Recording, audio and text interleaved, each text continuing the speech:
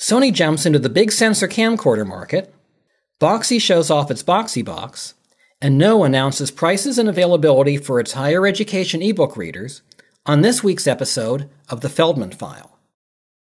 Sony's UK division officially announced the PMW F3, the company's entry into the professional big sensor camcorder market, which will ship to customers in January 2011.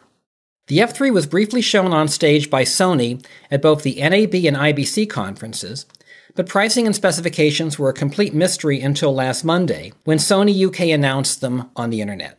While Sony's NEX VG10 camcorder, which is based on the NEX5 compact DSLR, is targeted at consumers, the F3 is aimed at professionals with modest budgets.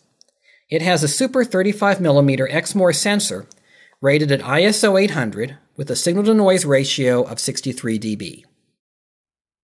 The F3 has the full complement of interfaces and controls that you'd expect in a professional camcorder, including HD SDI and dual XLR audio inputs, along with full manual controls. It records onto Sony's S/S cards using 35 or 25 megabit per second MPEG-2 encoding.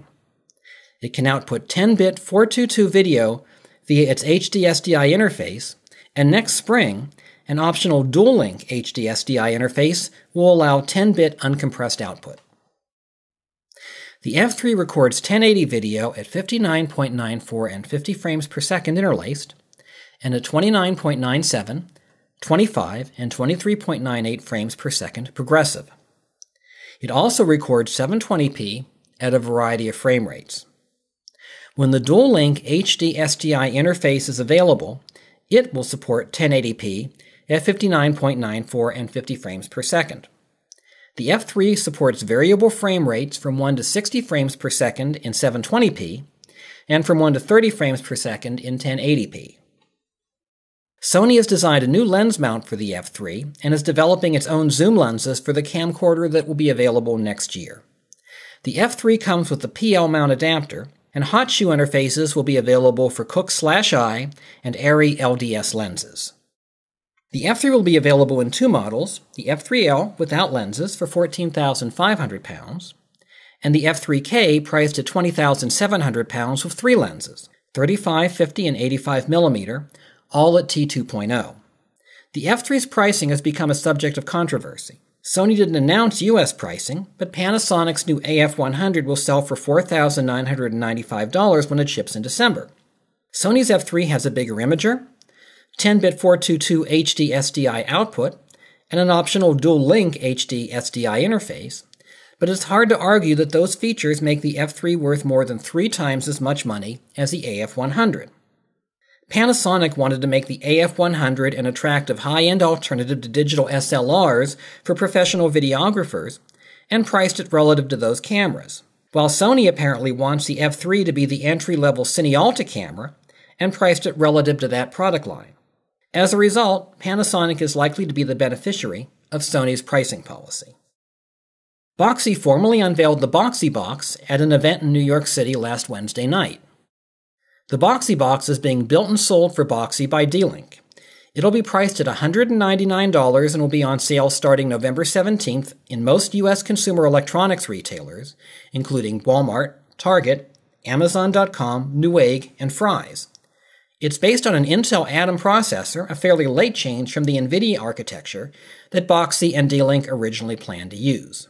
It's got an HDMI output that supports 1080p at 60 frames per second, digital, optical, and analog audio outputs that support 5.1 and 7.1 surround sound, wired Ethernet and 802.11n Wi-Fi, 2 USB 2.0 ports, and an SD card reader. It also comes with an innovative remote control that has the basic control pad on one side and a small QWERTY keyboard on the other. It's more intuitive than the larger remote controls that Sony and Logitech offer for their Google TV devices. Boxee has made some significant improvements in its software, which doesn't require the Boxee box and can be run on Microsoft Windows, Apple's OS X, and Linux. Boxee now supports virtually any audio or video codec and can stream content from the internet or from another computer on your network. It can display videos linked to Twitter and Facebook feeds. Users can search for content among Boxee's TV shows, movies, and apps, as well as the entire web. Boxy's new browser is based on WebKit and is compatible with HTML5. Unlike the browser in Google TV that's designed to display complete web pages from any source, Boxy has gone for a simplified browser that's focused on finding and displaying video content. Boxy is encouraging content providers to switch to HTML5 for delivering video, rather than using Boxy's proprietary API, although Boxy will continue to support its API. Boxy has also simplified its user interface to make it easier to play and find content. The company demonstrated new apps from Vivo for playing its music videos and related content, and from Vice magazine, in addition to its existing partnership with Vudu for feature films and documentaries.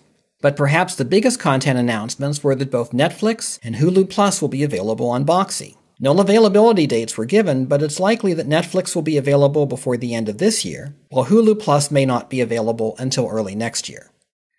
The Boxy box represents the middle ground between the set-top boxes from Apple and Roku that focus on playing content without using a browser, and Google TV, which runs everything through its browser and brings the entire web to the set-top. It's also priced right in the middle at $199, between Apple TV and the high-end Roku XDS at $99, and the Logitech Review Google TV set-top box for $299. There are a lot of differences between the Apple, Roku, Boxy, and Google TV devices, and even between how Logitech and Sony implemented Google TV. It's not clear whether consumers are going to be able to figure out the differences, or if they're even going to care. This holiday season is likely to go to Apple TV by default, but it's only the first round of a long contest. No announced prices for its single and dual-screen ebook readers. No, the higher education ebook startup funded by Silicon Valley powerhouses, announced pricing and availability for its ebook readers. No designed its ebook readers to mimic the experience of reading from print textbooks as closely as possible. There are single and dual-screen models, both of which have full-color, 14-inch touchscreens. The displays are designed to fit 95% of college textbooks at full size, and users can write notes with a stylus or turn pages with their fingers. The single-screen model will be priced at $599 for a 16GB model and $699 for 32GB. The dual-screen model will sell for $899 for the 16GB model and $999 for 32GB. All versions have Wi-Fi interfaces and are scheduled to ship in late December. No will launch at 10 as yet unnamed U.S. colleges and universities. There are some downsides to the No readers. They're big, and in the case of the dual-screen model, heavy. At 5.6 pounds, the dual-screen model is heavier than 2 average college textbooks. They run Linux but not Android, so developers have to create custom applications, and No's developer program is still in its very early stages. No's primary business is renting e-textbooks, and the company argues that the single-page reader will pay for itself in less than 4 semesters. However, given that the No isn't a general-purpose tablet and isn't likely to become one, the real question is whether students will buy the No instead of, or in addition to, a tablet like the iPad. The No and its bookstore will be tightly locked together, while ebooks and e-textbooks are available for the iPad from many resellers, including Apple, Amazon, Barnes & Noble, Borders, CourseSmart, Inkling, and many others. That's it for this week. The Feldman File blog is updated during the week, and you can read it at feldmanfile.blogspot.com. Again, that's feldmanfile, all one word, .blogspot.com. Your comments and suggestions are always welcome. Email me at len@feldmanfile.com. Again, that's len, L-E-N, @feldmanfile.com. And you can follow me on Twitter at Len Feldman. That's all one word, L-E-N-F-E-L-D-M-A-N. Thanks for watching. Hope to see you next week. The Feldman File is a production of Clemfarb eBook and New Media Consulting. Contact us at www.clemfarb.com.